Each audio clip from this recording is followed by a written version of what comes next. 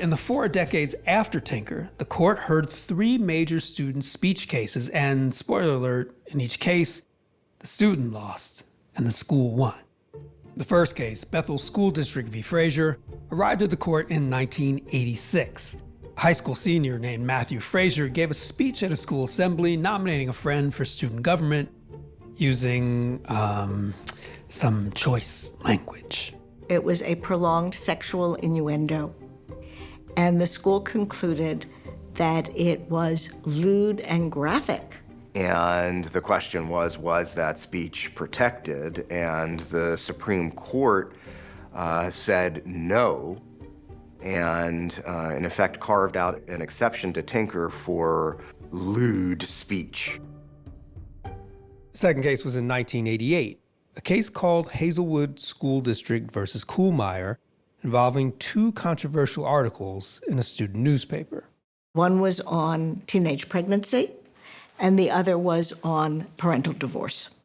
The principal thought the articles were inappropriate, and without telling the students, he pulled them from the paper. And the students challenged it and claimed it violated their First Amendment rights.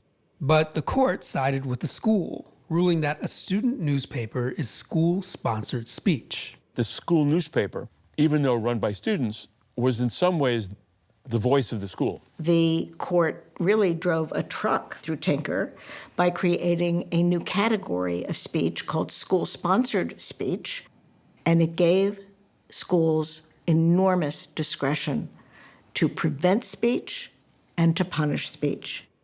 The third major case was in 2007 from a high school in Alaska. The formal name for the case is Morse versus Frederick, but just about everybody calls it bong hits for Jesus. Oh boy. Okay.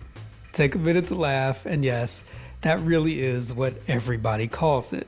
But there's a serious issue underneath.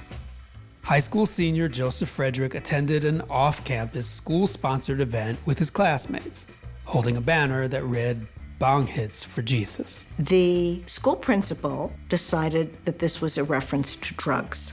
She snatched it from them, and Frederick said, "What about the Bill of Rights?" She marched him into her office and she suspended him. And the question was, did this suspension violate the students' free speech rights? The court ruled against Frederick, saying that schools could punish student speech if it promotes illegal drug use.